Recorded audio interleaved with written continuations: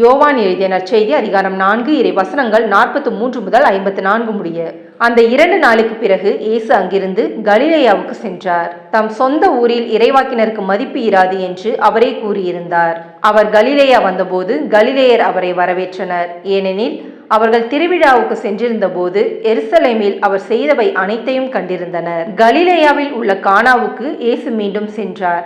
அங்கேதான் அவர் தண்ணீரை திராட்சை ரசம் ஆக்கியிருந்தார்.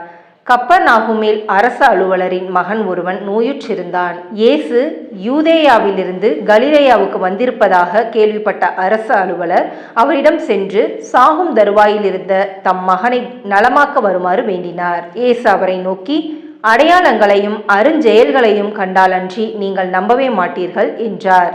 அரச அலுவலர் இயேசுவிடம், ஐயா, என் மகன் இறக்கும் முன் வாரும் என்றார். இயேசு அவரிடம், நீர் புறப்பட்டு போம், உம் மகன் பிழைத்து கொள்வான் என்றார்.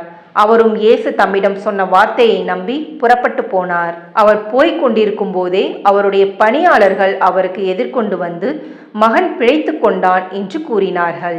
எத்தனை மணிக்கு நோய் நீங்கியது என்று அவர் அவர்களிடம் வினவ, அவர்கள், நேற்று பிற்பகல் 1 மணிக்கு காய்ச்சல் நீங்கியது என்றார்கள்.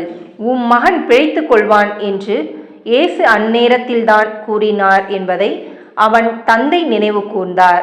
அவரும் அவர் வீட்டார் அனைவரும் இயேசுவை நம்பினர். இயேசு யூதேயாவிலிருந்து கலிலேயாவுக்கு வந்த பிறகு செய்த 2வது அரும் அடையாளம் இதுவே. இது கிறிஸ்துவின் நற்செய்தி. கிறிஸ்துவே உமக்கு புகழ்.